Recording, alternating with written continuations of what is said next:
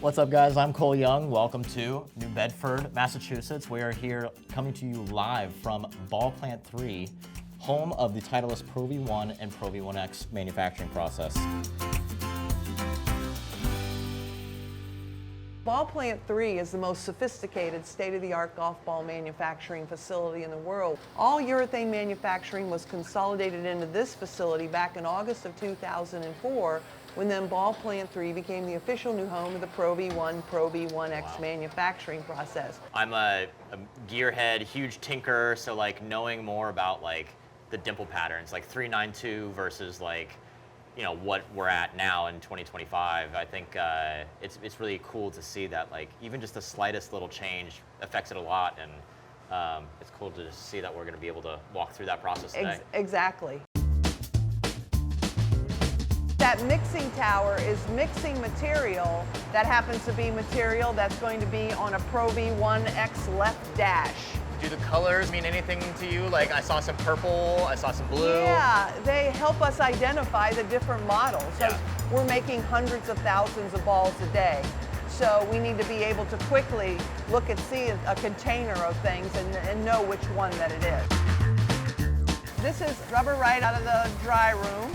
A little spongy and sticky. What we're going to be doing is we're going to be putting it into the opening of that extruder. They're making a prep. Okay. How many balls is a prep? For a Pro V1 solid core construction, one prep, one core. Wow. Okay. And if you notice, we're also warming it up a little bit. We're kind of getting it ready to begin processing. Wow, I can't wait to lose one of those. That's so cool. So yeah, this is like you play with Play-Doh machines, right? Of course. Yeah. And it's like a fancy it's almost like fancy Play-Doh It's machine. like a kitchen for Play-Doh and like shrinky dinks.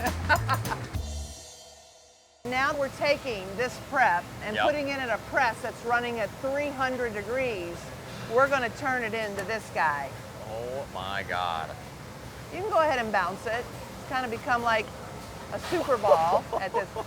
Yeah. Wow, it's got some power to it, doesn't it? It's a lot bouncier than the final product. Exactly. Wow, that is so cool. And what you're doing with the core is basically from the speed of the golf club head, the compression, and the poly shell. Yeah. You're just controlling how much energy is getting to the middle of the ball, right? Exactly. Gotcha. Exactly. So it's like energy. that's the difference between a one-piece, a two-piece, a three-piece ball. Right. Exactly. Gotcha. Yeah. All of our materials are coming from outside of this room to this piece of equipment. We're blending them together, they're made molten, and then they're injected into a mold on this side of the machine where we're going to make these little clear cup halves on this case assembly.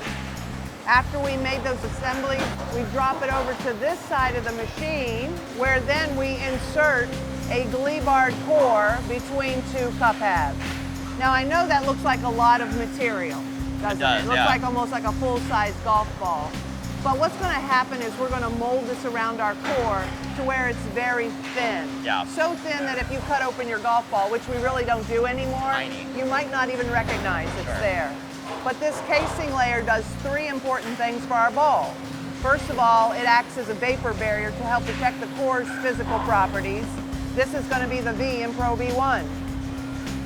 Secondly, this material is very resilient, so we can get speed with our golf ball. And then thirdly is with different resins and ratios of materials, we can change our spin characteristics. So it does a lot for our golf ball. Back when we started planning to make a solid core urethane golf ball, we didn't plan to have this casing layer on the ball. And when we sent out samples with a cover on a core, the tour players said, oh, it's kind of slow. And so we didn't know what to do, and what we found was moisture had gotten to the core. The material, very porous, extracting moisture. So the very smart people in R&D decided that we needed to protect that core, and that's where the casing layer developed. And how the V in Pro V1 started is that when we sent out that sample to the best players in the world, it was sent under the batch identification of Pro for Professional, V for the veneer sample, and the first ever batch ever. Gotcha. And so when the ball became the greatest thing since sliced bread, right, we had to name it. Yeah. And so that's how the name Pro V1 cap happened, because that's what they were asking for. Very so this is what it looks like after it's been molded around our core. You remember all that material we had in our casing layer? Look how much is left in the matrix. Yeah. This is the part that got squished out.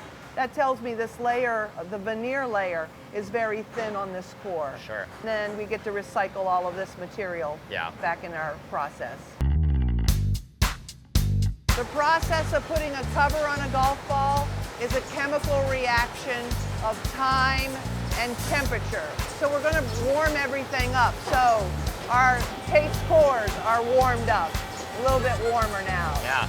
Every warm cavity is getting a precisely measured shot of warm urethane cover blend material. And then it goes into this next section where we're going to place 4 warm cores into the back frame of the cavity over here. They come out in a pair. The one in the back obviously has the core in it with the material flowing up around the bottom, where we're going to rotate the one with the core 180 degrees, bring it forward, bolt the 2 halves together. Wow. It takes 45 minutes to put a cover on a golf ball. Our cavities are coming out of that machine. They're going to go up, down, and back up. This side is warmer, and that's going to cure that material around the cover. Got it. Oh my God. A robot grabs that, unlocks it, opens it up, exposing our golf balls to be removed. But there is a little bit of extra material at the equator where those 2 halves came together that we need to remove. But after we verify, it puts it on the carousel with the numbers. That ball begins to spin, and it goes to a series of sanding and cutting of just that spot, removing that off of the equator. Now where that blue light is on the machine, that's doing a quality check of our golf ball. It's making sure that the buff is good, and it's also checking other things about the golf ball. If there's any other foreign debris on there or something, it would kick it out. But if you notice, the good golf balls are going up and overhead, and they'll be going to our next operation. Bye-bye. Hope you get to play with it. I hope so too. White and yellow. Yeah, that's it. Okay, do you think they feel the same or do they feel different? I think they feel the same. How do you do that though? They're totally, completely different, like, and I understand that visually, yellow might feel softer than white. You know, it's just like a visual representation of like true, like... Well, remember, we're not putting paint for yellow on there. The yellow is mixed in the urethane material. Right, exactly. So that's actually, a start. that's a yellow... Coloring in there, okay. yes, Gotcha. exactly. It's got to feel the same. It's got to be the same. What was the first yellow Titleist, do you know? The first yellow Titleist was, Pinnacle. Oh, wow. Really? Yeah. A lot of people cool. don't know that we make Pinnacle, but the first yellow ball for us was Pinnacle. Now finishing is where we're going to paint and print our golf ball. Yep. Okay? We have to maintain the highest levels of cleanliness in that room because obviously stuff could fall on our golf ball, destroy our quality. So we're going to put a little bit of gear on. So far, this is probably the most efficient, has to be one of the most efficient, like just, not even an assembly line, just like a production center in the world. Considering there's 360,000 golf balls leaving one plant every day. And you know, it's a lot of, there's obviously plenty of people here, but there's a lot of machines and it's just all automated to run like a, just that, a machine, well-oiled machine. Our paint that we're going to put on our golf ball first is going to be 2 coats of a prime paint to give our golf ball a nice bright white appearance, but also protect it from UV exposure from the sun. Sure. That's one thing that's very important for our golf ball to do. Our balls come down onto these 3-pronged spindles called paint masks, and as it heads into that booth, it's spinning, and we're going to put a coat of paint on our golf ball. Those balls go past the spray gun at about 250 balls a minute. By the time it makes it over here, now look at them. This is after 2 coats of paint.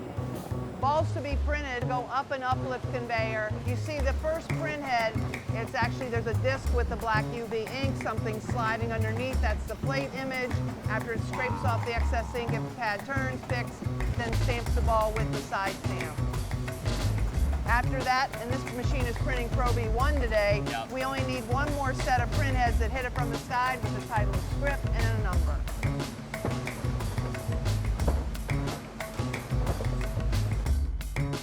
This helps an associate running this machine gauge their setup. So you have the Titleist and a play number, flip it over, Titleist and a play number, and then the side stamp at the equator, and it's a dimpled cavity. So our golf ball is going to get one more spray of paint on it. It's going to put that final clear coat on our golf ball. It looks just like our paint spray that we did in Prime, but we're putting a different material on it to give our golf ball its nice durability and its vibrant high gloss appearance that we have on the ball before we put it into battle on the golf course. Looking at this plaque right here of Mr. Young, and you wonder if he could have ever figured that this is what his creation would have ever become. I am curious though, is he the one that wrote the script for Titleist, the logo? No, it's an interesting story. Back when Mr. Young started making golf balls in 1932, it was called the Acushnet ball. Sure. Made in Acushnet, Massachusetts. But he was a very savvy marketer, and so he knew that something else needed to be called something else. And so he came up with the name Titleist. To him that meant champion, title holder, winner. And then the script is his administrative secretary's handwriting, Helen Robinson. Yeah. So, yeah, that golf ball has her beautiful handwriting on it. And as a matter of fact, the golf club that I play, Reservation Golf Club in Mattapoisett, has a plaque dedicated to her for the billions of golf balls that have been manufactured and sent out in the world with her handwriting on it. That is so cool. I'm actually speechless of how cool that was. Thank you so much for an amazing tour and imparting all of your knowledge on me and the crew. And it's so silly to think that we just play a golf ball and maybe we do well, maybe we lose it. And you know, you kind of don't think about it, but there is so much that goes into creating the #1 ball in golf, and just remarkable to see all of the would you say 120 points of inspection? For Pro V1X, yeah, 90 for Pro V1 and 120 for Pro V1X, which I believe Pro V1X is the golf ball that you play with, Cole. It is. Exclusively number 4. And exclusively number 4, which happens to be right here in my hand. So all of them are number 4s all in this of box. These are number 4. So I don't have to go to the golf store and rifle through all of them and switch them out. There you go. A whole dozen Pro V1X number 4s for you. For me? Yeah, for you. Oh my gosh, amazing. Thank you so much. You're welcome. That was one of the best tours I've ever been on, so it's so good to meet you. Same here. Thank you. Thank you.